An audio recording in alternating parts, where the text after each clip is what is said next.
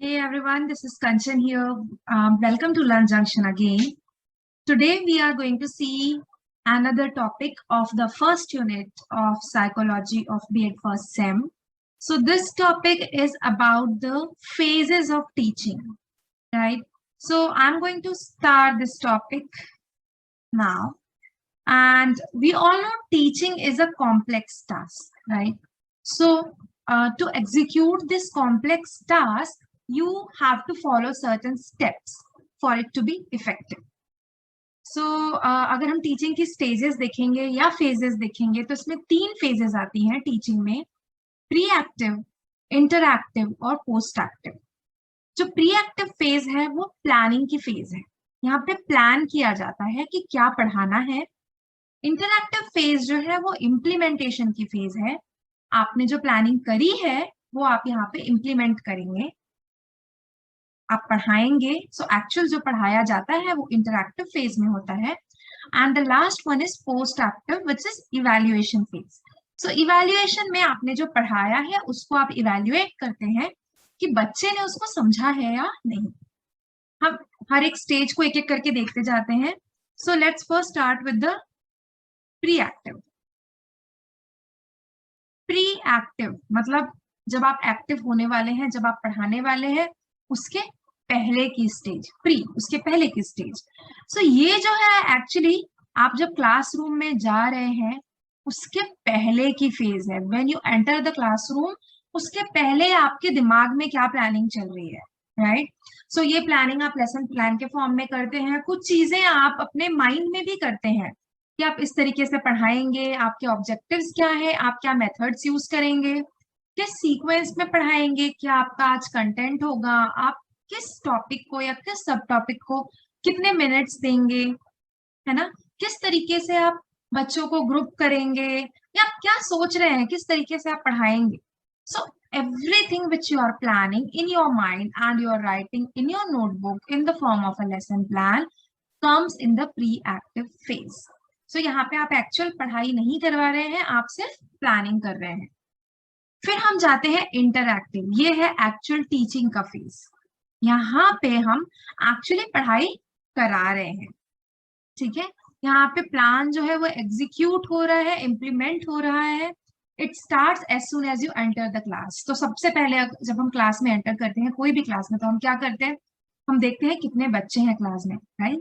So sizing up the class, you look at the size of the class. आप class में देखते हैं, आप अपनी आंखों से परखते हैं, आप थोड़े से शुरुआत के इंटरेक्शन से परखते हैं कि कौन से बच्चे आपको पढ़ाने में हेल्प करने वाले हैं, कौन से थोड़े से बदमाश बच्चे हैं जो उसमें किस तरीके की प्रॉब्लम क्रिएट कर सकते हैं। तो आपने जो प्लानिंग करी है उसको अब आप किस तरीके से एग्जीक्यूट करेंगे इस वातावरण में, उस पर आप थोड़ा सा एक जायजा लेते हैं और आप क्लास की साइजिंग शुरू करते हैं। अगर आपने सोचा है कि आप कोई चीज ग्रुप में पढ़ाएंगे तो आप उस तरीके से ग्रुप्स बनाएंगे, या जो भी आप सेटिंग अरेंजमेंट बच्चों का कराएंगे, या फिर आप किस बच्चे पे आपको मालूम है कि इस पे पर्टिकुलरली ध्यान देना पड़ेगा। तो ये सारी चीजें जो आप कर रहे हैं, है ना, भले ही आपने एक्चुअली टीचिंग अभी नहीं शुरू की है, लेकिन आप क्लास की जो साइजिंग अप कर रहे हैं वो भी इंटरएक्टिव फेज में आता है।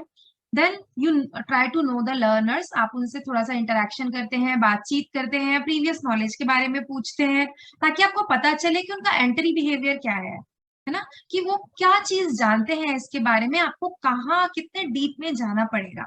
So after entering the class आप अपना प्लान इम्प्लीमेंट करना शुरू करते हैं। आप उसको प्रेजेंट करते हैं, उसको डिलीवर करते हैं, उस कंटेंट को एक्सप्लेन करते हैं स्टूडेंट से, अपने प्लान के हिसाब से आप इंटरेक्शन करते हैं। You use the teaching ads, है ना। ये सब यूज करने के बाद आप उसको रीइंफोर्स करते हैं, उस टॉपिक को रीइंफोर्स करते हैं, रिविजन करते हैं, मतलब पॉजिटिव रीइंफोर्समेंट भी करते हैं, नेगेटिव रीइंफोर्समेंट भी करते हैं। पॉजिटिव रीइंफोर्समेंट मतलब आप कोई चीज को बताते हैं कि ये ऐसी ही होती है, जैसे मैं आपको भी बता रही हूँ कि sizing up the class interactive phase में ही होता है। तो मैं ये बार बार आपको बताऊं, दिस इज पॉजिटिव रीइंफोर्समेंट।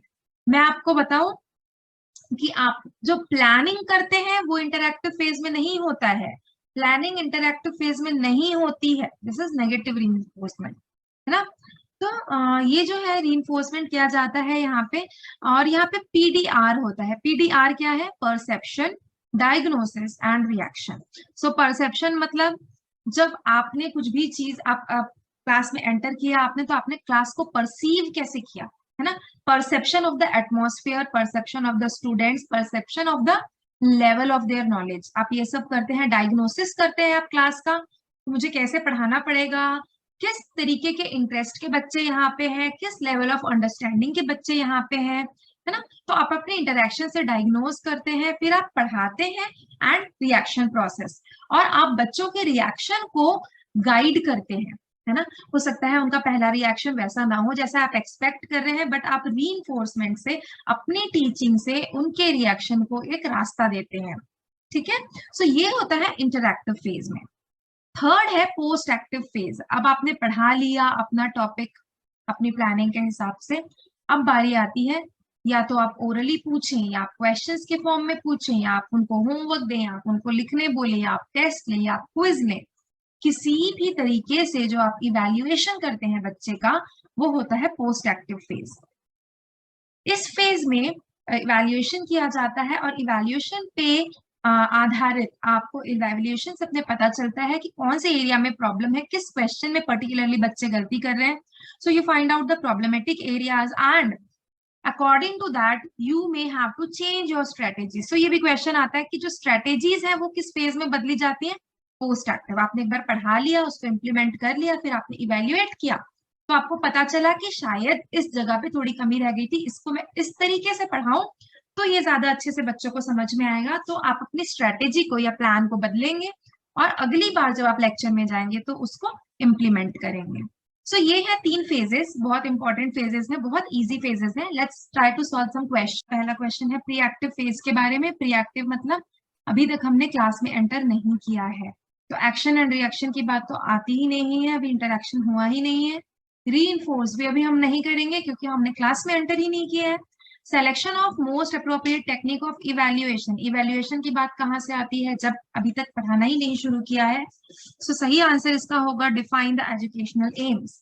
आप प्री एक्टिव फेज में जब आपने क्लास में एंटर नहीं किया है, प्लानिंग में अपने एम्स डिफाइन करेंगे। दूसरा है इंटरएक्टिव फेज ऑफ टीचिंग। अब आप क्लास में एंटर कर चुके हैं, आप अपना कंटेंट उन्हें दिखा रहे हैं, राइट, उन्हें एक्सप्लेन कर रहे हैं। सो फिक्सेशन ऑफ गोल्स नहीं, ये ऑलरेडी हो चुका है। Deployment of strategies, yes, the strategies will be diploid, जो भी आपने सोचा है वो आप अभी डिप्लॉय करेंगे। Sizing up of the class, again yes, we have seen की इंटरएक्टिव फेज में क्लास का साइजिंग अप किया जाता है।